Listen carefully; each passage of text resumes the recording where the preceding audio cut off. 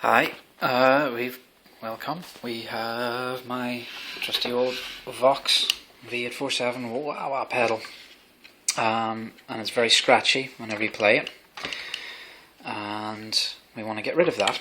So what I've already done is opened the back and just sprayed some switch cleaner into the pot, which helped a little bit, but it's not enough.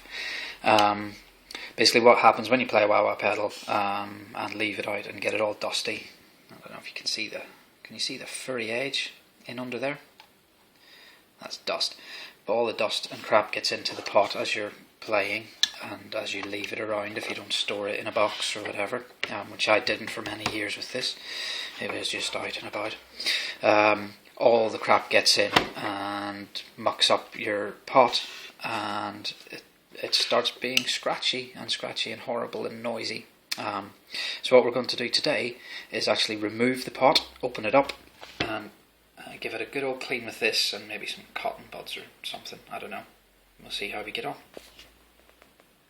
So what we're going to do is disconnect the cable from the circuit board. I damaged a wah pedal many years ago when I was young and stupid by not disconnecting that and then soldering a battery cable. As a result, the wah just didn't work anymore. But that's why I've got this lovely Vox one now. So we are going to loosen this off so that the rack disengages and the cog is disengaged from the rack. Loosen off the nuts here. I just pull the pot out. Make a note, take a photograph, draw a picture, whatever, of where the hookup wires go on the pot, so you don't get confused, and then just desolder each point on the pot, pull it out, and then we'll pick it up then. So there we have the pot. Now what we have to do is pull these tabs up on it, and that are holding everything together. Take this cover off and basically carefully pull it apart. Spray lots of this in, work the pot around to spread it, and work any grit and dirt and dust and horribleness out. And then you put it back together and solder it in and recalibrate the wah, which should be fun, because I was very rash and didn't make any markings or take any notes of where the cogs line up. Oh well, bit of fun. Okay, so there's the back cover off. So yeah, I'll make a note of the model number and everything like that in case I have to buy a new pot, but I'm pretty sure it's a standard Dunlop one. So there is the back of your pot, and now that I've removed the cover, it is free turning. As in, it will just spin and spin and spin. Ooh. Spin and spin and spin, because inside the cover there is a dimple, and that acts as your stop point. It stops, you can see there's a bit of a notch, and it stops the pot just free spinning.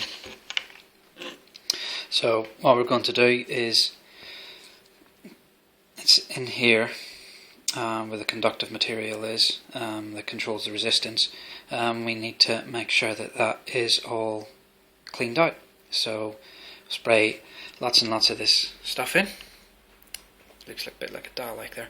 We'll get that in and get a good amount in. Twist the pot around. Make sure that it cleans up as much as we possibly can, and then we'll fit it all back together and test it out. So you can see I've been holding it in my hand and spraying it and turning it, and then that's the little puddle that's come out, and that was literally from 30 seconds, so you can see how much crap was in there. So make sure, keep a little rag. I've got some of Lidl's finest toilet paper here because I didn't think ahead as usual. So you can mop yourself up, mop your work surface up. Look at that, that's disgusting. Granted, some of that may be paint from my 4-year-old daughter. This is her artboard, which I've pinched. But there's a lot of crap from lubricant and things that were on the pot itself. So you want to kind of clean that up a bit as well. You don't want to put it back in all soaking wet and everything.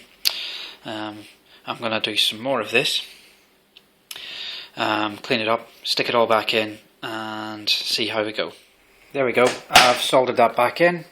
Now plug up the board, the battery, plug it into something that makes noise, and let's see if we've either completely screwed the pedal or if it's all marvellous. See you on the other side.